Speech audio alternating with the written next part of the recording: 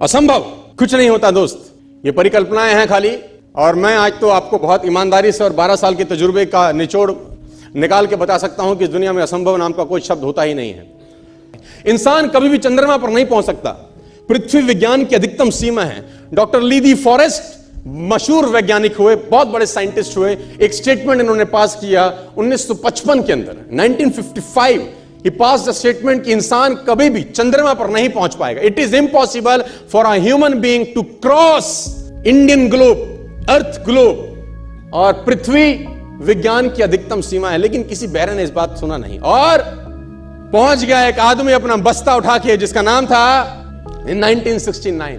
और उसके बाद तो स्पेस जर्नी ऐसी हो गई जैसे आप और मैं अभी पतिया और बैंकॉक चले जाते हैं। लॉर्ड केल्विन बहुत बड़े साइंटिस्ट हुए, उनका स्टेटमेंट आया कि सिर्फ पक्षी उड़ान भर सकते हैं, हवा से भारी मशीन का उड़ान भरना असंभव है। इट इज इम्पॉसिबल कि हवा से कुछ भी भारा हो और वो उड़ सके, क्योंकि ग्रेविटी उसको गिरा देगा। लेकिन तमाचा मारा इन लोगों ने, तमाचा मारा और लिख के दिया कि हमने साइकिल के स्पेयर पार्ट से इंसानों को पक्षी बना दिया। साइकिल के स्पेयर पार्ट से इंसानों को पक्षी बना दिया। 16 साल लगे राइट ब्रदर्स को जहाज का निर्माण करने में, लेकिन इन लोगों ने उसकी बात नहीं सुनी कि जो कहते थे कि वायु का सिद्धांत तुम्हारे विपरीत है। यह बात भंवरे को कही जाती थी कि भंवरा वायु के सिद्धांत के कारण कभी जीवन मोड़ नहीं सकता, क्योंकि उसके पंख उसके शरीर से हल्के रहते हैं। लेकिन भंवरा साला किसी स्कूल में गया नहीं आज तक। माई doctor told me I will never walk again. मेरे डॉक्टर ने मुझे कहा कि तुम कभी चल नहीं सकोगी। My doctor told me you will never walk again. My mother told me I would, and I believed my mother rather than doctor. Wilma Rudolph एक ऐसी एथलीट हुई जिनको पोलियो था जिनको डॉक्टर ने कहा तू चल नहीं सकती, मां ने कहा तू चल सकती है। उसने कहा मैंने डॉक्टर की बात नहीं मानी, मैंने अपनी मां की बात मानी। 3 ओलंपिक गोल्ड मेडल जीती ये लड़की, 3 ओलंपिक गोल्ड मेडल, जिसको डॉक्टर कह रहा है कि तू चल। लेकिन मां क्या बोलती है? मैं आपको उदाहरण देना चाहूंगा सर। बहुत छोटे थे अल्बर्ट आइंस्टीन, दुनिया के महान वैज्ञानिक में से एक हुए, मंद बुद्धि कहा जाता था। 8 साल के थे, घर पहुंचे, मां को चिट्ठी दिया। When he was 8 years old, came to his home, given a letter to his mother. मां को एक चिट्ठी दिया, मां ने वो चिट्ठी पढ़ा। 8 साल के थे और चिट्ठी में प्रिंसिपल का खत था उसकी मां के नाम। प्रिंसिपल ने ये लिख के भेजा कि आपका बच्चा विलक्षण प्रतिभा का धनी है, ग्रेट पावर है इसके अंदर, क्योंकि बहुत बड़े साइंटिस्ट बने, बड़े हो गए। मंद बुद्धि बचपन में समझा जाता था।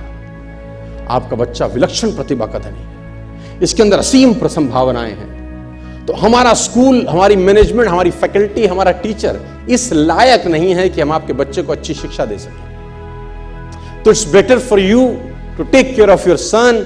आप अपने बच्चों को अपने घर में पढ़ाइए, हम लायक नहीं है कि आपके बच्चे को पढ़ा सके।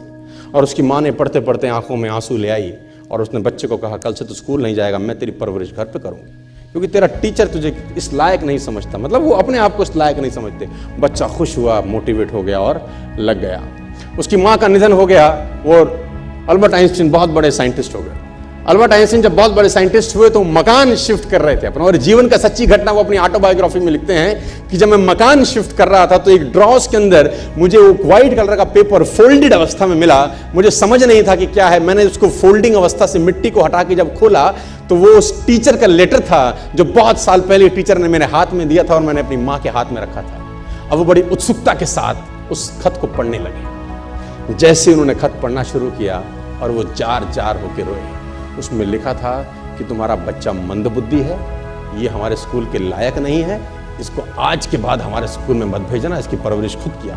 मां ने उल्टा पढ़ा, मां ने उल्टा पढ़ा कि नहीं, ऐसा नहीं है, तू सब कुछ कर सकता है, तेरे हाथ पास पावर है, तेरे में प्रतिभा है, यू कैन डू वंडर्स।